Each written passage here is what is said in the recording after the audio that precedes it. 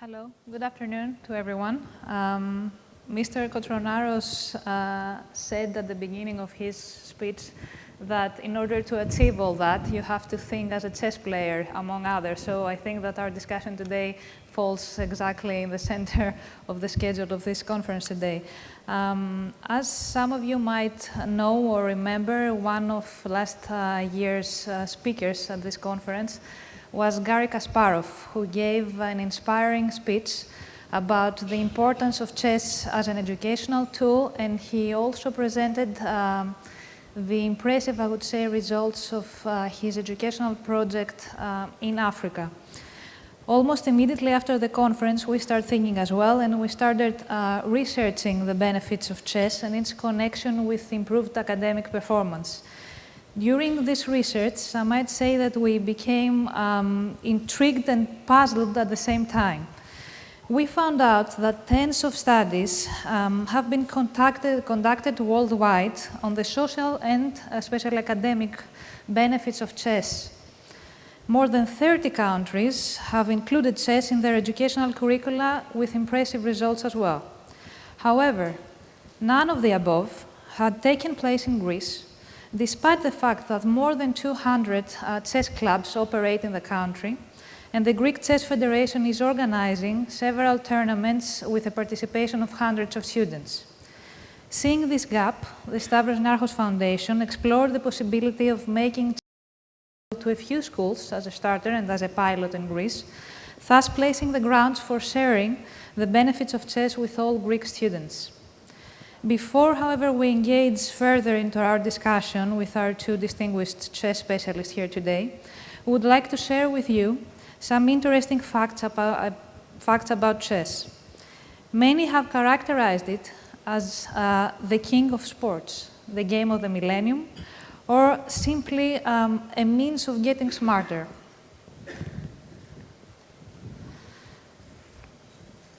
Now, we would like to trigger your knowledge by asking you the following. Is it simply a game, or is it a work of art?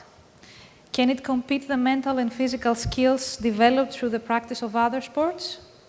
Is it less enjoyable for children in contrast to other activities that do not require them to be so patient and concentrated? How is it related to music and mathematics? Are we all equal in front of a chessboard? At the end of the day, what distinguishes it from other sports?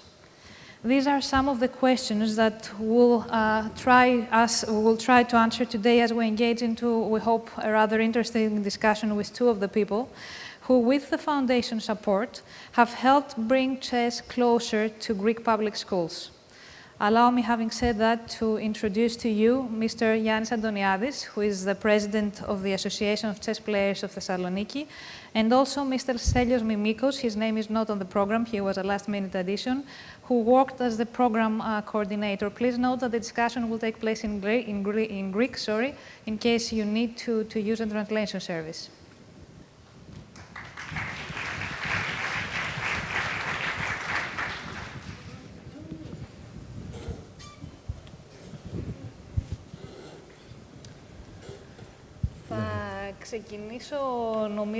I will kick off with the question that might be something of interest to us all, and it has to do with whether involvement with chess, playing chess, is something that can make us smarter.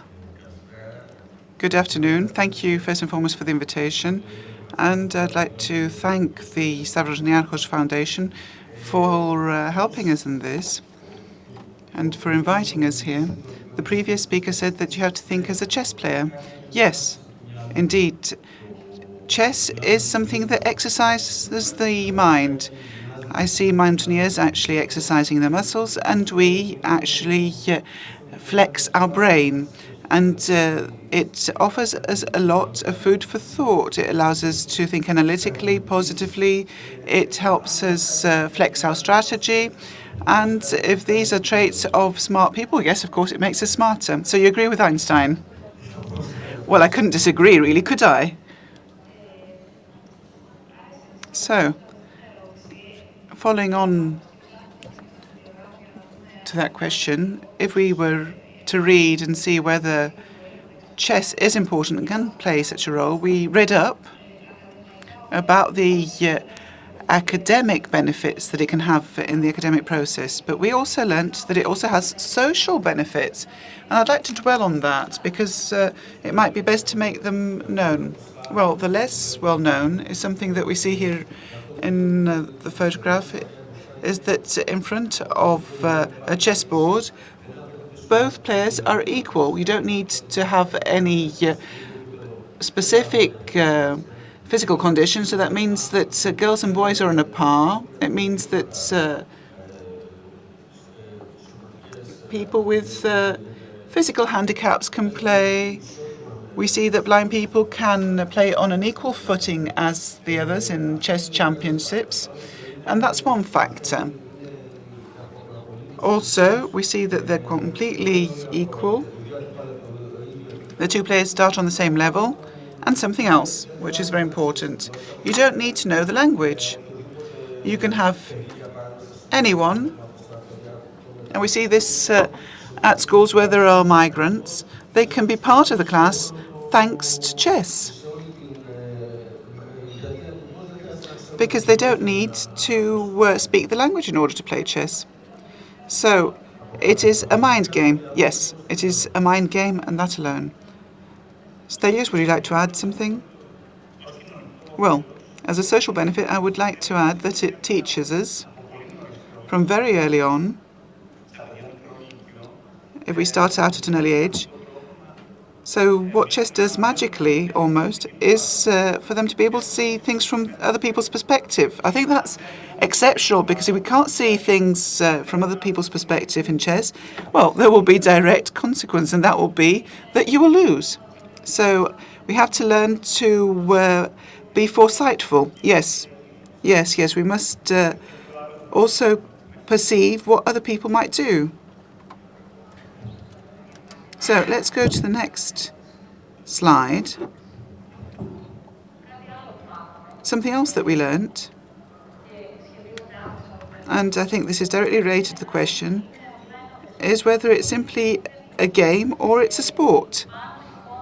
Above, that picture was actually taken. There's chess boxing.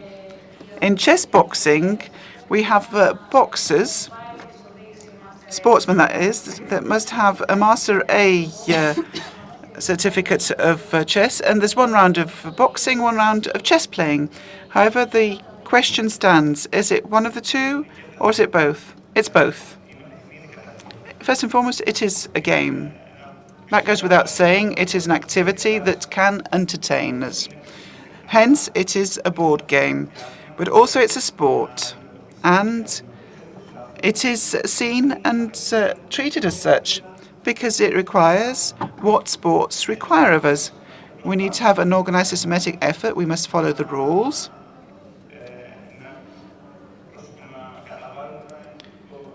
We must make a great effort, do our utmost to achieve the goals. And this is also something that goes up to the championship level or to master games. And this requires what any sport requires of the participants. So it's both. Let's go on to the next one. One of the very well-known players has said that chess is everything. Art, science and sport.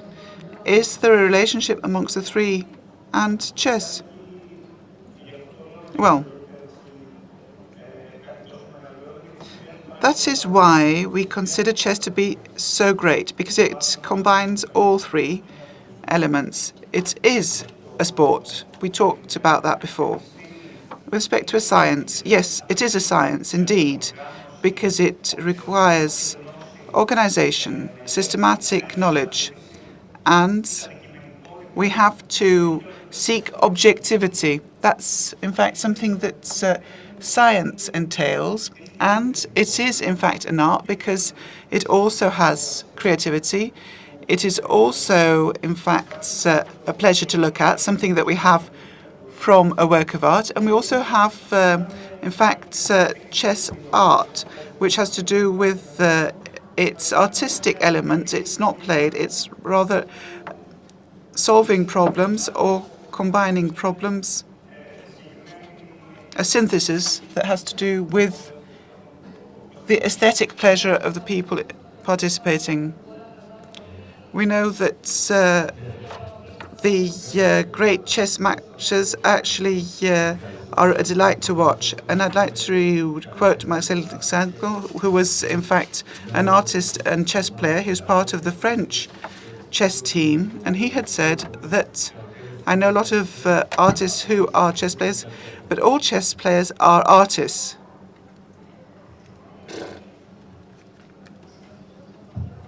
Let us continue and take this further. I said in my introduction that there's a relationship between maths and music. I know the answer, but I think it is worth our while mentioning it here. And it's quite important. So what's the relationship of chess with the two? What's the common point? The first thing that comes to mind is that these are universal languages, all three. That means that somebody can communicate either through maths or music or through chess without speaking somebody else's language.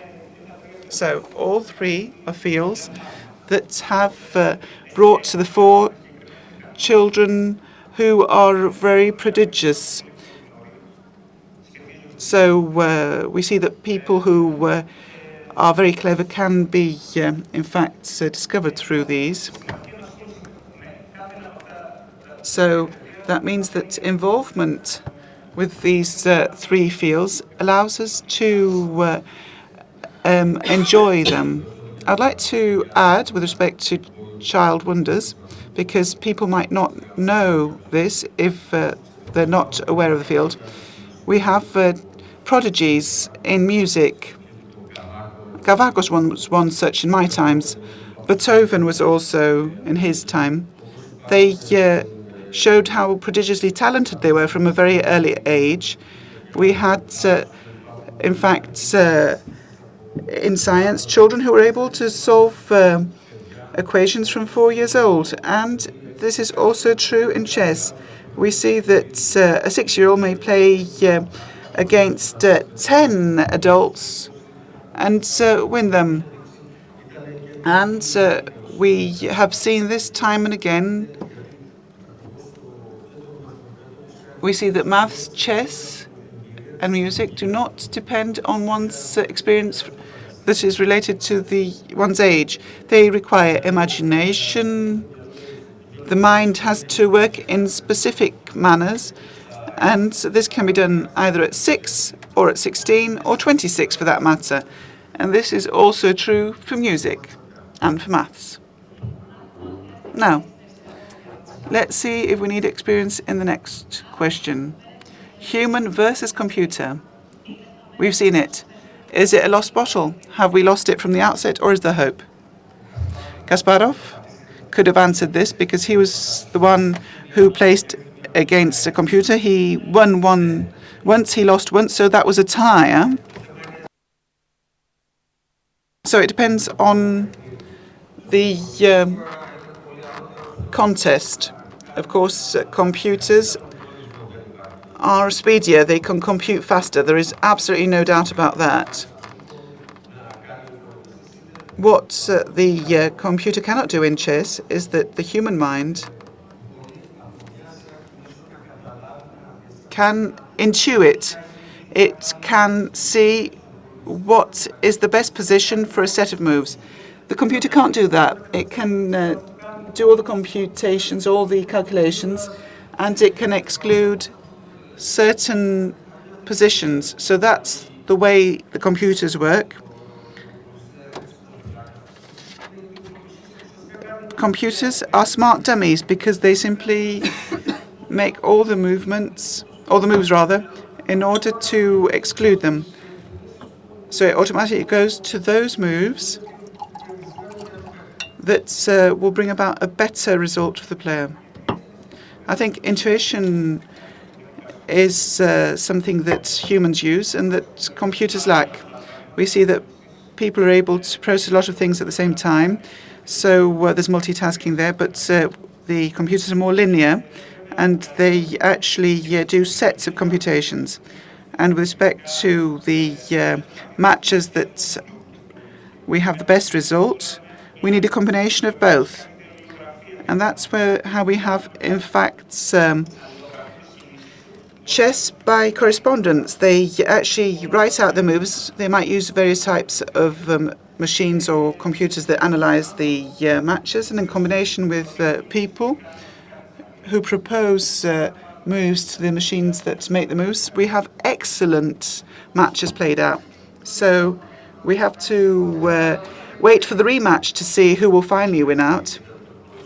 Okay, we know that computers get stronger and stronger, so I think that they're able to calculate a larger set of moves. But of course, chess is never-ending, so it's infinite, and people always have their place. Or we haven't learned all the moves yet.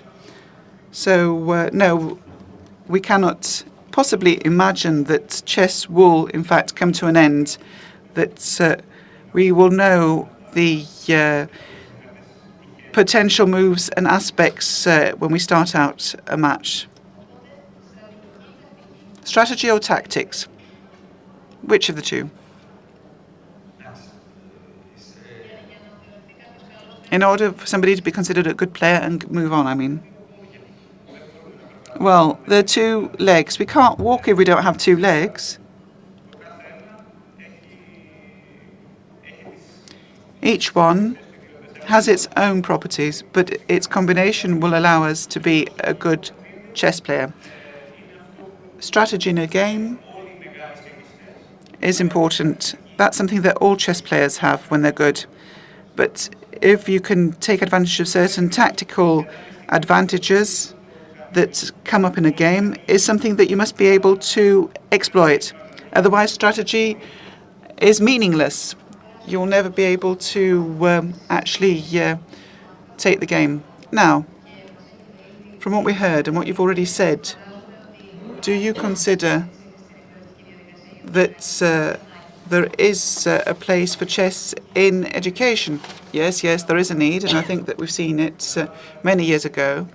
In Greece, we have actually been rather long in incorporating it into our educational process, but it's now part of it. It's been done. But I must say that it's truly valuable for young people. We've seen it from experience. Many years of studies have shown that it allows us to develop skills so on a social level, on a psychological level, and allows people to develop their mental skills also. If one plays chess, one develops all of that, and that makes it take on a key role in education. And that's what we really need in education, to be able to take the knowledge from one field and generalize this knowledge. So I think that one acquires knowledge indirectly through chess, and that allows it to it allows us to utilize the knowledge in other skills. So what's the ideal age for one to start playing chess? The younger, the better. The earlier, the better. I think the age of 5 to 7 is the ideal age.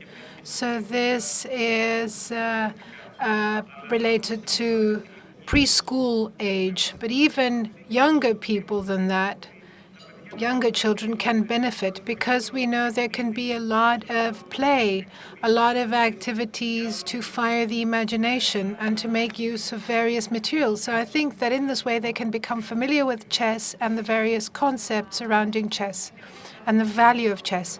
So tell us a little bit about this year, because this is the first year that we had a pilot program with the support of the Stavros Niarchos Foundation in schools. So let's look at a short video.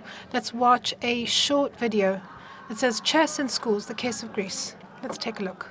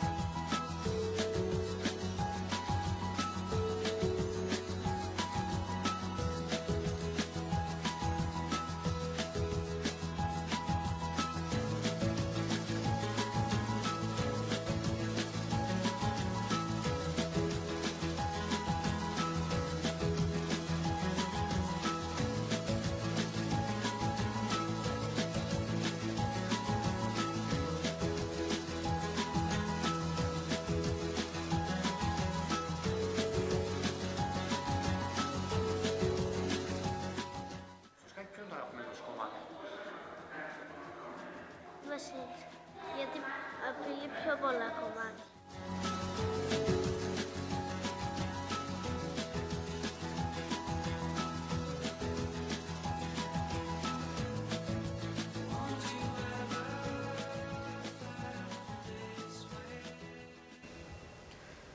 Πώς ήταν? So, what was the experience?